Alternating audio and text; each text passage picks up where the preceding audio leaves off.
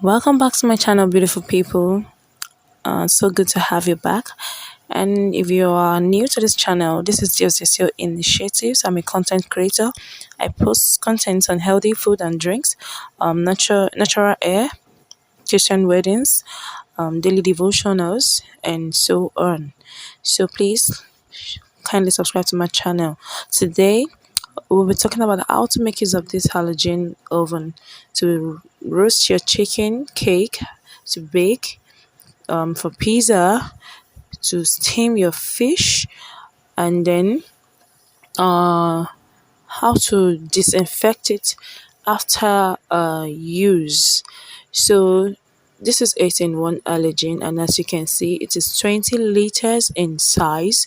So I just want to use this opportunity to tell people about it and to view how it is used. Now look at this. This is the pot. These are the items you find in it.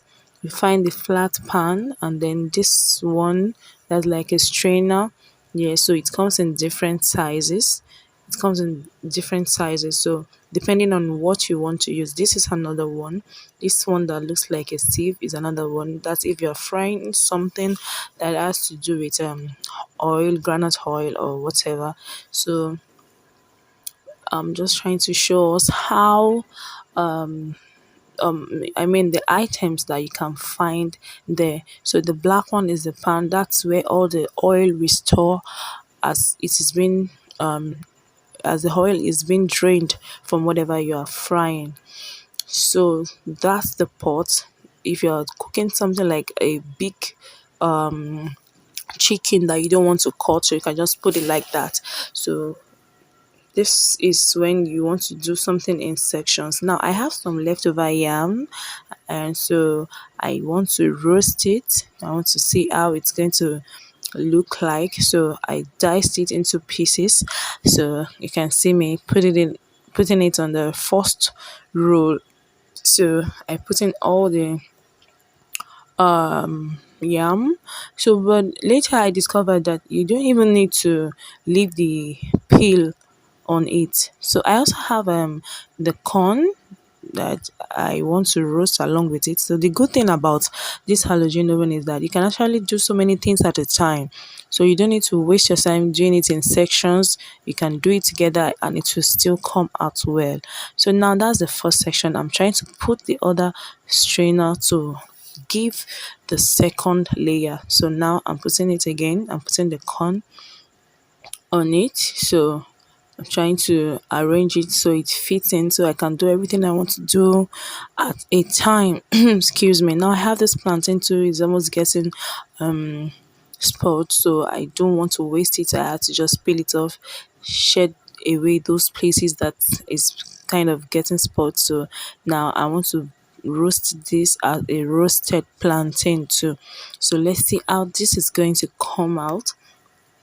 Still trying to arrange my corn and the plantain. So now after doing that, all you need to do is to put the cover. You can see that cover. I'm so sorry this video is not actually coming out the way I wanted.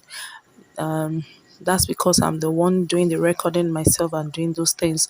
So I'm trying to set the time now. So at first I put it in 20 minutes. Yes, 20 minutes, and then the degree at 175. That is, the degree means how fast you want the machine to work, and that is the temperature you want, at what temperature you want it to work. So after doing that, all you need to do is to plug it and it starts working. So if you plug it and it does not on, it means that air has not settled well, because that air actually is the main machine that's gonna do the magic. So now I place it well, and you can see it has started working. The red light is for you to show that it is on, and the green light is the temperature. So once the green light offs, that means it's what you are doing, that is, it's up to the time that you have set. So let's see. So it's still on 175 degree, and still on my 20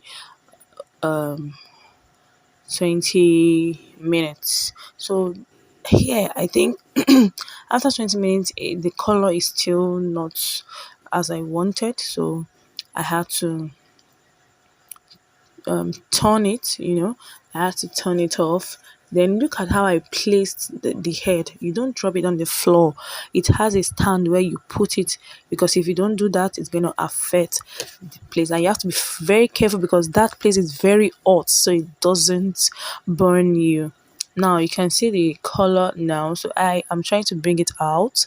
Then from the down layer, so I'm going to turn it to the other side so that I can get the other side cooked also. So this is me trying to use the I don't know what to call that, just to hold it because of the hotness. So I also use it to take away the plantain and then to take away that layer too. So you can see the roasted plantain has not really, it's not really giving what I want yet. So I'm trying to turn it to the other side. So that's the second layer. So that's the first layer I just dropped. So I can use my hand on the second layer because the hotness is not like the first one. So you can see me using my hand now to turn it. The yam is coming out very well. So um I'm turning everything. Okay. So now after turning, I have to put in the other layer and then put back the one that is on top. Then after doing that, I have to cover it up again. Carefully pick the head up carefully, yes, and place it on the pot. So after doing that, I put it on again. So and give it another 20 minutes or 30 minutes, and then I increased the tempo to 180. I increased the tempo to 180. Like I told you, if you don't put that head, if you don't put it well, it's not going to on. So that is telling you that it's not being placed well. So now because I've turned the other side, so now I'm putting it at 30 minutes, and then I increase the tempo to 200, just like I said earlier. So you can see the light on. Now this is the outcome of the roasted plantain and that of the corn and the yam. It's not really brown, but if you want it to be brown, well, a little bit brownish, like I don't know if that English is correct, so you can just increase the tempo and make it stay longer than that. So that's the yam. You can see, very neat and easy to cut. So you can see that it has fully cooked. Now this is also a stick meat I didn't show you earlier. That's sieve, and there's a stick meat. I mean a stick that can be used. Yeah, look at that. Can be used to do your stick meat. So if you want to do your stick meat, you can just use this. Let your meat go through that, and then you place it into the pot. So I'm trying to show you how many of this we have here.